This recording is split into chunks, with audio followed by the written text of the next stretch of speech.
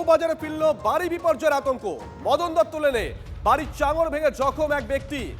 Metro চলাচল শুরুর পর থেকেই কাঁপছিল বাড়িটি, এমনটাই দাবি। আর এরই মধ্যে আজ বাড়ির চাঙড় ভেঙে পড়ে অভিযোগ করছে পরিবার।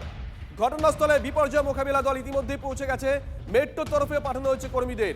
এই মুহূর্তে আমরা যে খবরের দিকে নজর রাখছি, বউবাজারে ফিরে এসেছে বাড়ি বিপর্যয়ের আতঙ্ক। এবার মদন দত্ত লেনে আপনাদেরকে মার্ক করে ছবি দেখাচ্ছি। সুজয় আমাদের সঙ্গে লাইভে রয়েছেন স্পট থেকে, আমাদের সহকর্মী সুজয়।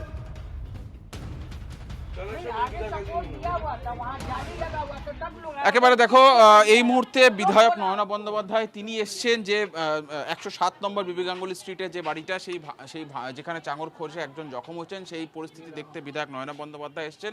এবং কিছু সময় আগে আমরা দেখলাম মেট্রো ইঞ্জিনিয়ার, তাদের সঙ্গে আমাদের কথা হয়েছে। এবং আপাতত যে সিলিংয়ের একটা অংশ, পুরনো ছাদের যে অংশটি ভেঙে পড়েছে, সেখানে একটা ফল সিলিংয়ের বন্দোবস্ত করা হচ্ছে, যাতে নতুন করে চাঙড় খসে পড়ে কেউ জখম না হয়। আপাতত মেট্রোর তরফ থেকে এই বন্দোবস্ত করা হচ্ছে। মেট্রোর বক্তব্য যে যেহেতু বেশ কিছু জায়গায় পুরনো লোহা ছিল, সেই জংয়ের সঙ্গে লেগে থাকা যে সিমেন্টের চাঙড়ের অংশ, সেই জায়গাগুলি ভেঙে যাওয়াতেই সেই জায়গাগুলি থেকেই এই ঘটনা ঘটেছে। নতুন করে আজকে রাতে কোনো বিপদের সম্ভাবনা নেই বা এখন কোনো বিপদের সম্ভাবনা নেই, তেমনটা মেট্রোর তরফ থেকে দাবি। কিন্তু স্থানীয় মানুষজন মেট্রোর এই মৌখিক আশ্বাসে মানতে রাজি নন। আমি ভেতরে আবার যাওয়ার চেষ্টা করব, একটু যদি ছবিটা দেখানো সম্ভব হয়। স্থানীয় মানুষজন কিন্তু মেট্রো কর্তৃপক্ষের এই যে আশ্বাস, সেই আশ্বাসে কিছুতেই তারা মানছেন না। তাদের বক্তব্য যে আপাতত তারা এই বাড়িতে ঢুকতে ভয় পাচ্ছেন, কারণ যে পরিস্থিতি, একজন বয়স্ক মানুষ তিনি জখম হয়েছেন, তার মাথায় এবং শরীরের অন্যান্য জায়গায় আঘাত লেগেছে। আবার কেউ যাতে জখম না হন, সেজন্যই একটা স্থায়ী বন্দোবস্ত চাইছেন, নতুন করে যাতে বিপদ। দেখো, দুপুর 1টা নাগাদ, দুপুর 1টার পরে এই ঘটনা ঘটেছে। দুপুরবেলায় খেয়ে উঠেছিলেন পাপ্পু সিং। খেয়ে উঠে যখন এই জায়গা থেকে তিনি যাচ্ছিলেন, তখনই চাঙড়ের এই অংশটা ভেঙে পড়ে। পরিবারের সদস্যরা বলছেন যে মেট্রোর কম্পনের জেরে এই অংশটি ভেঙে পড়েছে, কিন্তু মেট্রো কর্তৃপক্ষও তা মানতে নারাজ। স্থানীয় কাউন্সিলর বিশ্বরূপদের সঙ্গে আমাদের কথা হয়েছে, তিনি জানান যে এটা আপাতত একটা যাচাইয়ের প্রক্রিয়ার মাধ্যমে রয়েছে। তার কারণ কি হয়েছে সেটা এখনই বলা সম্ভব নয়। পুরনো বাড়ি হওয়া, সেখানে চাঙড়ের অংশ ভেঙে পড়েছে নাকি মেট্রোর কম্পনের জেরে ভেঙে পড়েছে, সেটা আপাতত পরীক্ষা করে দেখা হবে।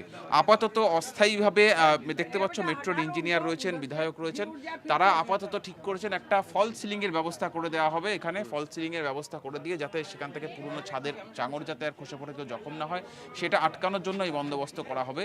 কিন্তু স্থানীয় মানুষজন চাইছেন পাকাপাকিভাবে তারা আবার এই জায়গাটিকে সারিয়ে দিক এবং পুরনো বাড়ির যে অংশটি বিপজ্জনক রয়েছে, সেই বিপজ্জনক অংশটি সারিয়ে দেওয়া হোক, যাতে তারা নিরাপদে থাকতে পারেন। কারণ মেট্রোর কাজ যে সময় চলেছে, মেট্রোর কাজ চলার সময় তাদের একাধিকবার, তখন কি এই এলাকায় কোনো রকম কোনো প্রভাব দেখা দিয়েছিল? এই এলাকায় বাড়ি বিপর্যয় বা চাঙড় ভেঙে পড়া কিছু ঘটেছিল তখন, সুজয়? শুভজিৎ, যে এখানকার যারা ছিলেন 15টি পরিবার এই বাড়িতে থাকেন, তাদেরকে মেট্রো কর্তৃপক্ষ হোটেলে রাখার বন্দোবস্ত করেছিল। এবং মেট্রো যখন সূচনা হয়, অর্থাৎ শিয়ালদহ থেকে স্প্ল্যানেড রুটে যখন সূচনা হয়, সেই সূচনা হওয়ার পরে কিন্তু সেই জায়গাটিতে তাদেরকে আবার ফিরিয়ে নিয়ে আসা হয় এবং ফিট সার্টিফিকেট দেওয়া ছিল। যে বাড়ির চাঙড়ের অংশ খসে পড়েছে, সেখানে ফিট সার্টিফিকেট দেওয়া হয়েছিল বলে পরিবারের সদস্যরা দাবি করছেন। এবং ফিট সার্টিফিকেট দেওয়ার পরেই তারা বাড়িতে ফেরেন। কিন্তু সেই ফিট সার্টিফিকেট দেওয়ার পরেও এরকম বাড়ির আনফিট অবস্থা, যেখানে বাড়ির চাঙড় ভেঙে জখম হচ্ছেন, সেটাই তাদের মধ্যে আতঙ্ক সৃষ্টি করছে। বিধায়ক রয়েছেন নয়না বন্দ্যোপাধ্যায়, কথা বলবো। দিদি, কি বুঝলেন আপাতত? আপনি যা দেখলেন পরিস্থিতি, তাতে মেট্রোর সঙ্গে কথা হলো বা পুরসভার ইঞ্জিনিয়ারদের সঙ্গে কথা হলো, কি বুঝলেন? এই মানুষগুলো এখন কোথায় থাকবে? দেখুন, এদের জল কল সব কিছু এদিকে।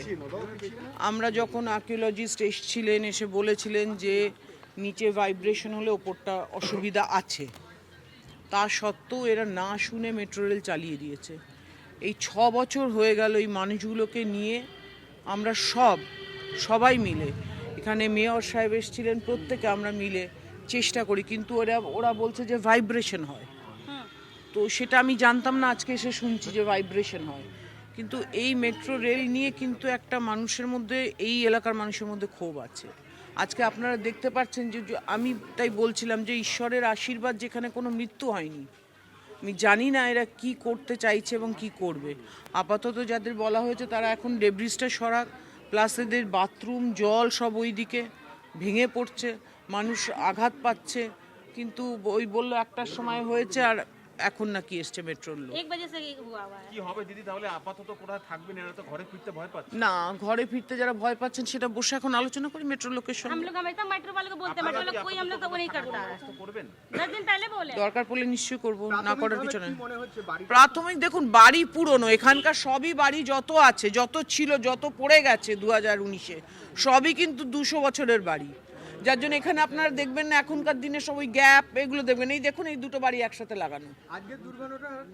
অর্থাৎ সরাসরি মেট্রোকেই দুষলেন স্থানীয় বিধায়ক। এই মুহূর্তে আমাদের সঙ্গে রয়েছেন নির্মাণ বিশেষজ্ঞ পার্থপ্রতিম বিশ্বাস। পার্থপ্রতিম বাবু, আপনার কাছে আসবো, তবে আপনি তো বিধায়কের বক্তব্য শুনলেন, স্থানীয়রা একবার কি বলছে একবার শোনাই, তারপরে আসছি আপনার কাছে, একটু সঙ্গে থাকুন প্লিজ।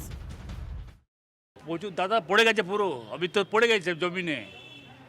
আমার তো পুরো দেখছেন যে যান বেঁচে গেছে, ভাগ্য ভালো। কোথায় লেগেছে? মেট্রো এইখানে মাথা, এই দেখুন এইখানে লেগেছে মেট্রো। মেট্রো মানে পুরো ডেলি এরকম করছে, মেট্রোর জন্য হচ্ছে। ডেলি যে মেট্রো যাচ্ছে তো ভাইব্রেশন হচ্ছে ডেলি। এখানে আগে পিলার ছিল, ওরা সরিয়ে দিয়েছিল, মেট্রোওয়ালা লোক বলেছিল কি না এখন ফিট আছে, আপনারা থাকতে পারেন। এটা 8 মাস হয়ে গেছে আমরা আগে হোটেলে ছিলাম, তারপরে এখানে শিফট করে বললো কি হ্যাঁ ফিট আছে, আপনারা থাকতে পারবেন, আর আমরা মাঝে মাঝে এসে চেক করে যাব। কিন্তু ওরা আসেনি। এটা হলো, আর 10 দিন আগে আমরা কল করে বলেছিলাম যে ভাইব্রেশন হচ্ছে আর আমরা ফিল করছি, একটু ভয় থাকে, তো আমরা কেমনি করে থাকবো এমনি জায়গায়। না শুনলে এটাই হয়ে গেল। পার্থপ্রতিম বাবু, শুভজিৎ রয়েছি। আপনি বিধায়কের কথা শুনলেন, তিনি রাজনৈতিক কথাই বলবেন, খুব স্বাভাবিক, রাজনীতির কথাই বললেন। স্থানীয় বাসিন্দা এবং ওই বাড়ির একজন বাসিন্দা, তার বক্তব্য আমরা শোনালাম। তারা বলছেন যে এর আগেও এমন ঘটনা ঘটেছিল, মানে যখন দুর্গা পিতৃদিনে বিপর্যয় হয়েছিল তার আগে পরেই তাদেরকে হোটেলে নিয়ে গিয়ে রাখা হয়েছিল। পরবর্তী সময় মেট্রোর তরফ থেকে ফিট সার্টিফিকেট দেওয়া হয়, তারা আশ্বস্ত হয়ে ফিরে আসেন, কিন্তু তারপরে দেখছেন যবে থেকে মেট্রো চলাচল শুরু হলো তবে থেকে একটা ভাইব্রেশন হতো। আপনার মতামত বিশেষজ্ঞ হিসেবে?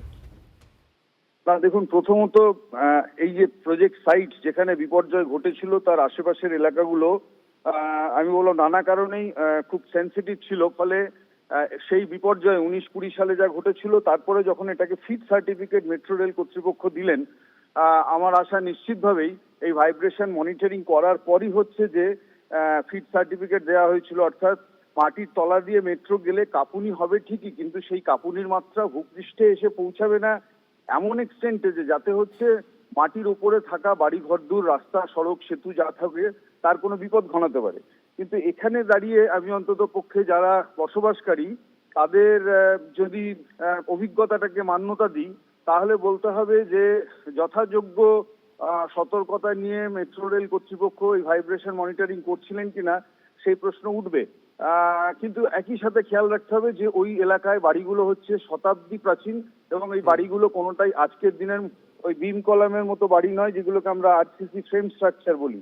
ফলে এই বাড়িগুলোর কোনো একটা দিকে ভিত কোনো কারণের জন্য কাঁপুনি, সেটা নানা কারণে হতে পারে, মেট্রো যাওয়ার কারণে হতে পারে, যদি আশেপাশের রাস্তা দিয়ে ভারী ট্রাক যায় সেক্ষেত্রেও কাঁপুনি হতে পারে।